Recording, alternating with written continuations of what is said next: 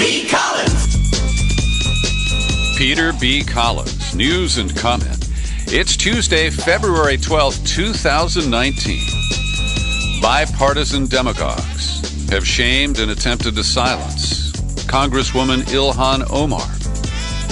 It proves her point in the tweets that she exchanged on Sunday night, declaring that AIPAC has inordinate control over our Congress and that money is behind it.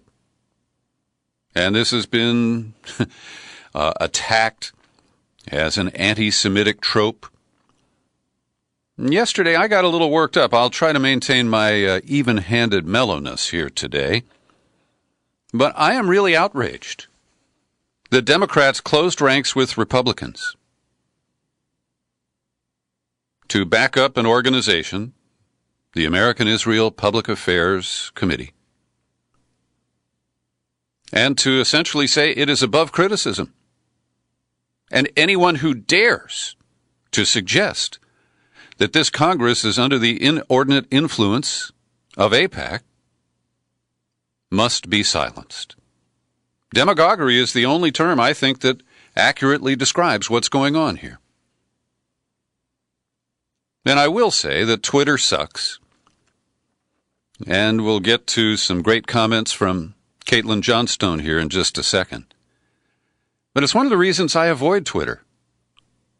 I don't care for these, attack arguments, many of which are used to demean, humiliate, or to score points in ways that just don't matter to me. And Kevin Gostola, the young journalist who publishes at Shadowproof, does a great job of recapping this Twitter shitstorm that broke out on Sunday night and the immediate reaction by Democrats. They're on the PC patrol. And Trump can tweet, he can say whatever he wants, he can demean people, he can call them names, he can lie repeatedly like he did at the mob rally in El Paso last night. And that's just par for the course. But when a woman who wears a hijab makes the utterance, oh, is it anti-Semitic trope and it's out of bounds? And in Omar's apology, which I read yesterday, I noted that she apologized in a way that she called unequivocal. And then she equivocated in a way that I fully agree with. I reaffirm the problematic role of lobbyists in our politics, whether it be AIPAC, the NRA, or the fossil fuel industry. It's gone on too long, and we must be willing to address it. Number 2 Democrat in the House, Steny Hoyer. He embarrassed himself again. I hope this is a lesson to her to be much more careful and much more sensitive, as she would want people to be, as she pointed out, to be sensitive to her. The language she used was clearly anti-Semitic in nature and its implications. That is flatly false. You have to really struggle for a jaundiced interpretation of the brief tweets she made to suggest that this is anti-Semitic. And this oversensitivity by supporters of Israel, some of whom are Jewish, many are not, is a true outrage in a country that calls itself a bastion of free speech. And while the Democratic statement denouncing Omar said that free speech and debate are protected, clearly, that's not the case. And Gostola, in his piece, I've linked to it in the show file at the podcast for your easy linkage, he recaps some of the history. How Congressman Jim Moran, back in 2007, tied AIPAC to support for the Iraq War. And he was shouted down. But it was true. It's just taboo to tell that truth. And he also notes the origins of this, that the attacks on Ilhan Omar began a few weeks ago with Republican Congressman Lee Zeldin, who protested her appointment to the House Foreign Affairs Subcommittee. Crazy to watch what House Dems are doing. And she responded, "Don't mind him. He's just waking up to the reality of having Muslim women as colleagues who know how to stand up to bullies. It's going to be fun watching him lose his marbles." And he responded to that, "Your anti-Semitic and anti-Israel hate is strong and wrong." What, because she called him out for being a bully and for criticizing her appointment? Just because of who she is? And this is interesting. Gostola cites Joshua Leifer, who writes for The Forward, a pro-Jewish publication. Now, he does compliment her for apologizing, which I don't agree with, but he says, faced with a resurgent left for the first time in a generation, the contemporary American right has undertaken a concerted campaign to use Jews and accusations of anti-Semitism as a cudgel against the left. And I feel a blow from that cudgel today. I feel that my free speech rights have been curtailed. And this is just a run-up to the House vote on the ugly bill that came out of the Senate, which nominally prevents corporations from participating in boycott, divestment, and sanctions. And while it is narrowly tailored to try to avoid a First Amendment conflict, I believe, particularly since Citizens United said that corporations are persons, that it is a First Amendment violation. And get this, Norm Coleman, he's got his knickers in a twist, as Bob Mueller is investigating him for his failure to register as a foreign agent for Ukraine when he was a part of Paul Manafort's pay-to-play scheme. Norm Coleman, a paid lobbyist for Saudi Arabia, chairman of the Republican Jewish Coalition, admitted to the New York Times that the purpose of the anti-BDS bill recently passed in the Senate was to divide the Democrats and send the message that Jews will be much more comfortable in the Republican Party. And Democrats piled on yesterday to help achieve that goal. And so there is no permission, if you're a Democrat, to separate yourself from the orthodoxy of pro-Israel support. Pure and simple. Now to Caitlin Johnstone. She describes Omar as publishing an apology for making self-evident observations about AIPAC, an immensely influential lobbying, she calls it a firm, it's not really a firm, it's a group, which, like all lobbying groups, works to influence government policy toward a specific agenda, in this case, the interests of the Israeli government. She issued the apology after hours upon hours of shrill, hysterical, shrieking accusations of anti-Semitism from the entire establishment media political class. And here's where she really speaks for me. There is a dim, primitive intelligence which guides these Twitter outrage groupthink orgies to advance the interests of the people who participate in them, kind of like the way lynch mobs of the American South were not random acts of mob violence, but deliberate acts of terrorism directed to keep black Southerners afraid of demanding equal rights. This wasn't a random outburst. It was a political means toward political ends. This fact-free smear will be used to try and kill Omar's re-election bid, and the damage that's been done to her reputation will serve as a head on a spike to deter any other would-be AIPAC critics on Capitol Hill in the future. That's a powerful paragraph, Caitlin. You are a wordsmith. And if you're interested, she also zooms out to say, in reality, our world is dominated not by sovereign nations and governments, but by a transnational alliance of influential plutocrats who have no loyalty to any government or religion, but rather use governments as tools to advance their agendas. Also, I want to cite Stephen Zunas, professor of politics at the University of San Francisco. And by the way, he recently wrote a piece about boycott, divestment, and sanction that was, he described it as nuanced and even-handed, but he did have criticism for BDS.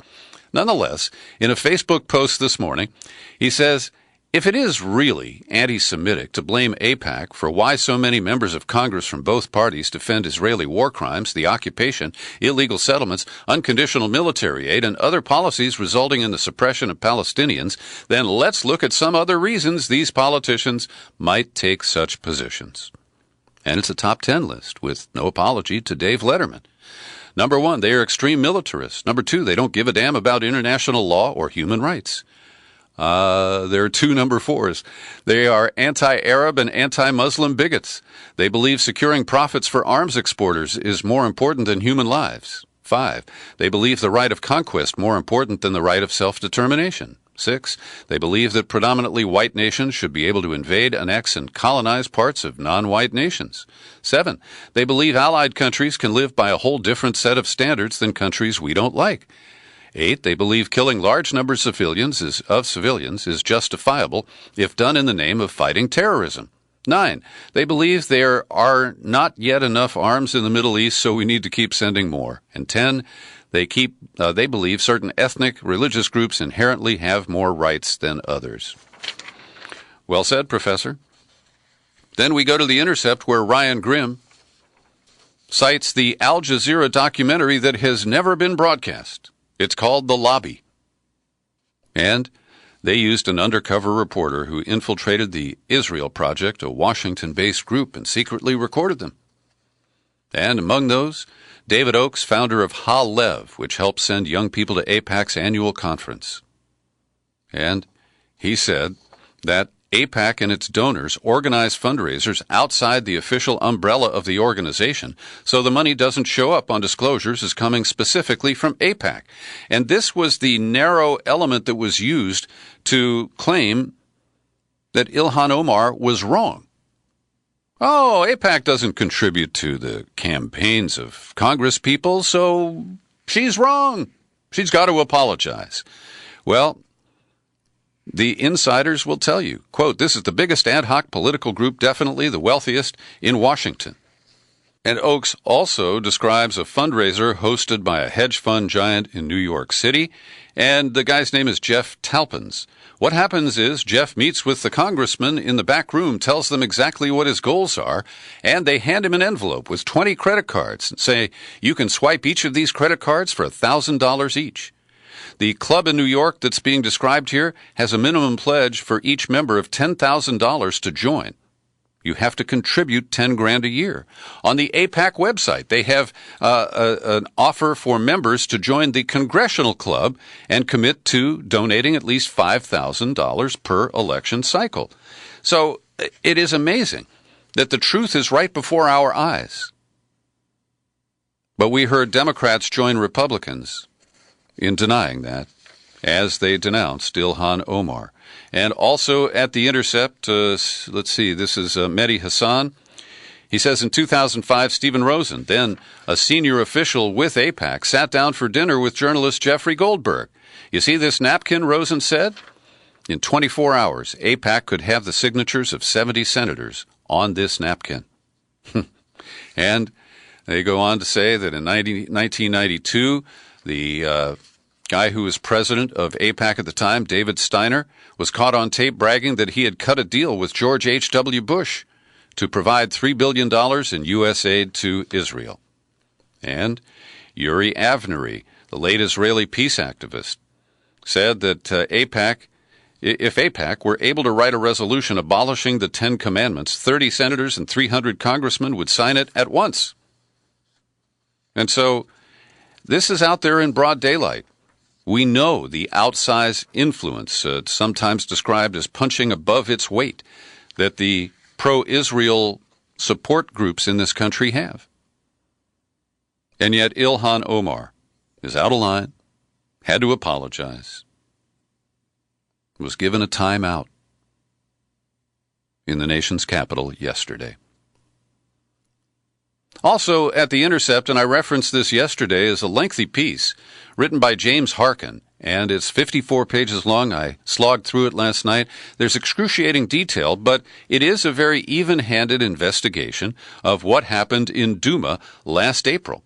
Was there a release of a chemical weapon? And in this lengthy breakdown, Harkin, who went to the scene, who interviewed people who were there, raises serious questions about whether sarin was ever used, but I don't think comes quite to a conclusion. And what is surprising for me in the article is he quotes retired MIT professor Ted Postal, who has been a source of mine for skepticism about the previous alleged releases of chemical weapons in Khan Shaykhun and in Ghouta. Ted Postal supports the conclusion that at least a chlorine weapon was used in one of the two attacks on Duma on April 7th of 2018. Now, the article is somewhat skeptical of the role of white helmets, but doesn't denounce them in a way that I think would be appropriate. So, as I say, it's even-handed, it's lengthy, and if you're so inclined, give it a read. Another lengthy piece that I took home last night, published yesterday at the New Republic, written by my pal Jim Bamford. James Bamford wrote the trilogy about the NSA. He is acknowledged as one of the most expert and well-connected reporters who works on the intelligence community. And his blockbuster, and I want to single out listener Faith People. She emailed me the other day, concerned because she thought I'd kind of gotten sucked into the Maria Butina case. But what Bamford does is break down the tabloid yellow journalism that was triggered by Bob Mueller's arrest and then indictment, the solitary confinement that Maria Butina has been subject to. And Jim Bamford has agreed to sit for an interview with me next week, so we'll air it out in detail then.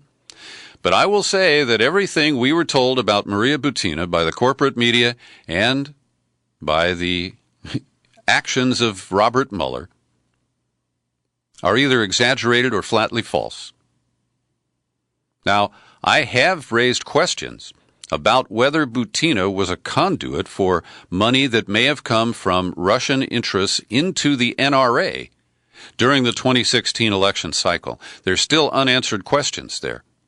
But I have to say, Bamford's article shows that Maria Butina was an activist, not a spy. And, as I say, we'll go into more detail with the interview in a week or so. And since I mentioned Faith Peoples, I want to thank the people who support my work here at the Peter B. Collins Podcast with your subscriptions. And Faith is one of the most dedicated, along with people like Carl Howard, Jim Garrison, and Ted Kelly, who kick in $5, $10, or $20 a month. And I'd appreciate it if you consider setting up a subscription to support what I do here. All you have to do is visit peterbcollins.com. You click on the menu button, click on Become a Subscriber. When you land up on the sign-up page, you can choose $5, $10, $20. Those are the monthly or the $50 annual subscription. We've got a $1 24-hour pass if you're just dying to hear a single interview podcast. And I will be announcing a new bonus gift for new annual subscriptions in tomorrow's in-depth interview podcast. So, the Washington Post published a curious story today. It's, on the surface, based on a new poll, which I find a little sketchy. It is the Washington Post Schar School poll. I've never heard of Schar School, S-C-H-A-R. And in the bottom line of the article, they say that the poll was based on a random sample of 841 adults. That's not a very big sample for a national survey. So keep that in mind. But what they report is that by 56 to 33%, people say they trust Bob Mueller's version of the facts more than they trust Donald Trump's. But as you break it down, it is highly partisan. And the public, particularly those who've been watching MSNBC and Rachel Maddow's telenovela, well, they are way ahead of the facts in their beliefs. All right, so let's break it down a little bit. 81% of the public believes that Mueller's report should be made public in its entirety.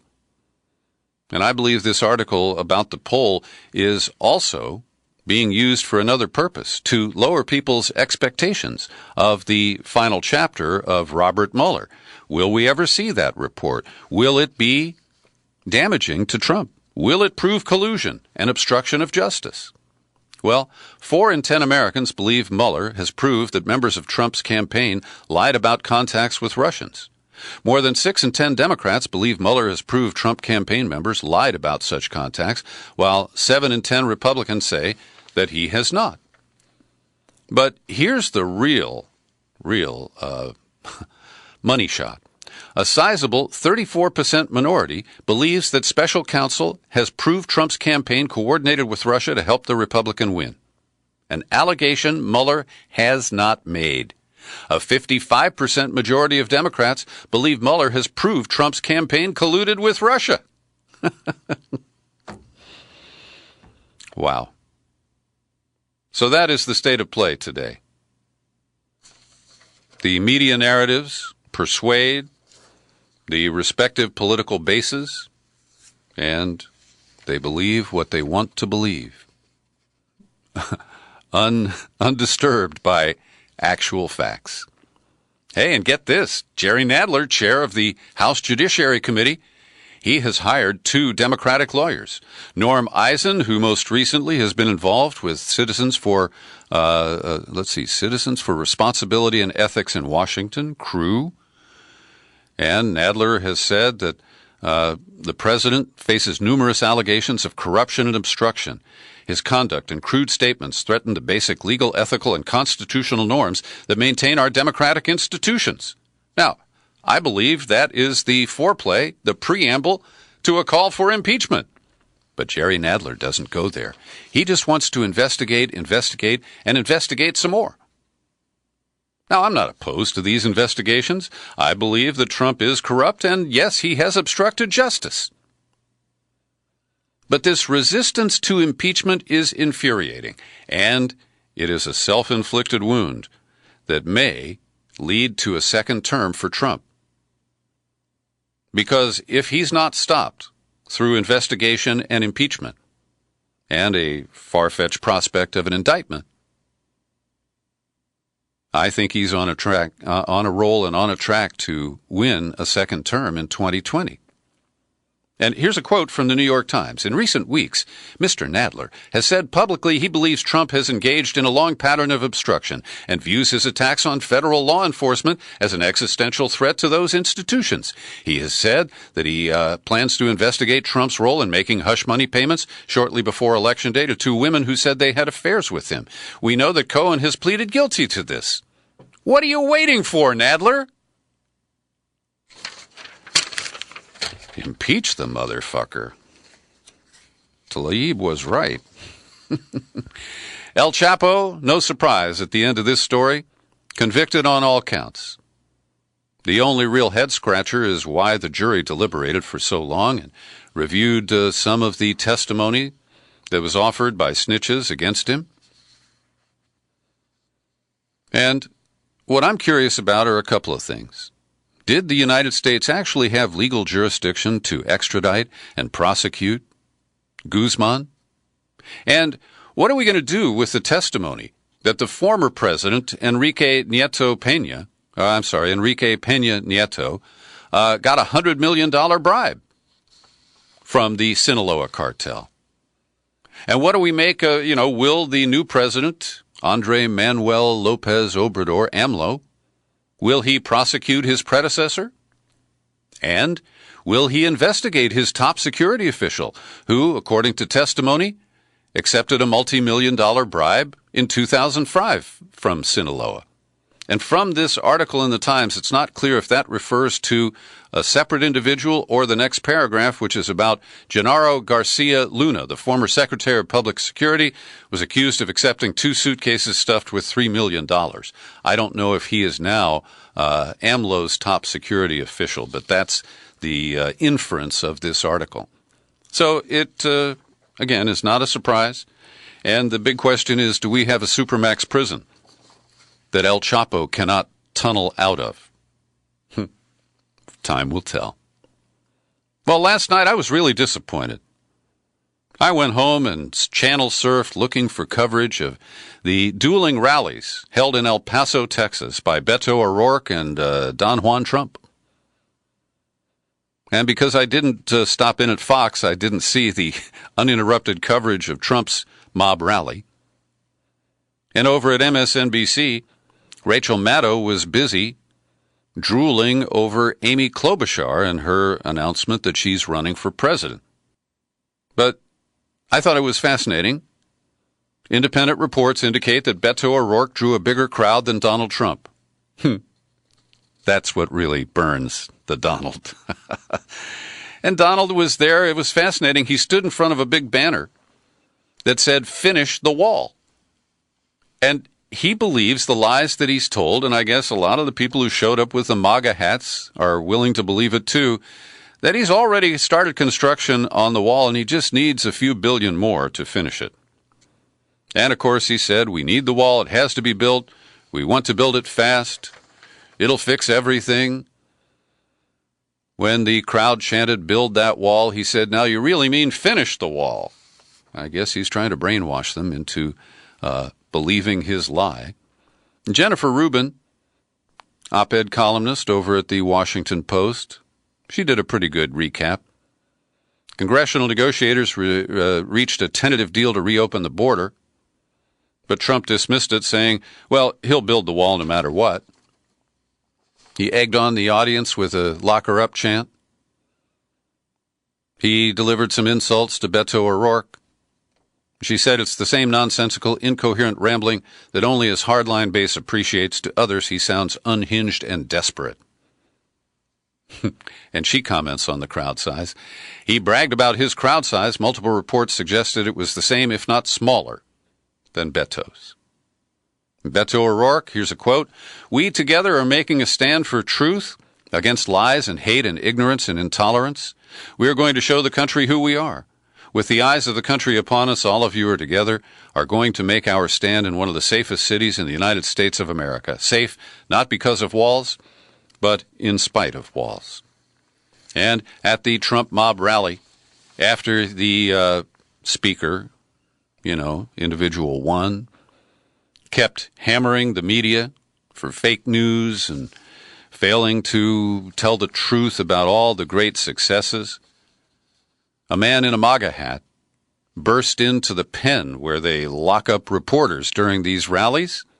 The attacker went straight for the BBC cameraman, and he knocked over 2 cameras that were on tripods and made kind of a mess of the press pen. Should they really be in a pen? I mean, they can use a pen, but they shouldn't be in a pen. Anyway, he was escorted out, and it's believed he will not be charged. Big deal. Trump's reaction to this announcement of a border deal. Well, one of the things is that he had accused the Democrats of moving the goalpost, and they had, and I liked it, because they were insisting on a cap on the number of beds that ICE can control and lock people up in. And the Democrats waffled on that, and they gave up. And in fact, they actually agreed to a package that will increase funding available for immigration detention by about 5,000 people a day. So they really mucked that up. But they have succeeded in limiting the amount of money that would go to barriers on the border to under $2 billion. And that's probably the best they're going to get. Nobody is calling for regime change in Egypt as the military dictator makes moves to make sure that he'll be military dictator for life. Yes, the legislative committee is considering lifting term limits on General al-Sisi. And more yellow journalism regarding Venezuela, this time from the Washington Post, in a gauzy feature story about the lovable Juan Guaido and how he became the face of Venezuelans' uprising. No mention of the constitutional norms, no effort to prove that last year's election of Maduro wasn't legit, just the common knowledge that every American has. Socialism is bad, Maduro's got to go. And here comes our hero from Central Casting, Juan Guaido. And it talks about the secret trips that he made to Washington and Canada, the role of the Lima Group, which is a rump organization formed because the Organization of American States, the OAS, will not support the ouster of Maduro. So the Lima Group really began this after months of preparation, and the Post confirms what I reported last week, that Leopoldo Lopez, the Harvard-educated former mayor of Caracas and the representative of the oligarch opposition, that he is the guy who is directing this entire sequence of events aimed at regime change in Venezuela. And, of course, the recitation of the problems faced in Venezuela never include the sharp drop in crude oil prices that hammered the economy. No, it's just socialism and authoritarianism and all the other isms that require U.S. interventionism. All right, I got a couple more stories here before I go.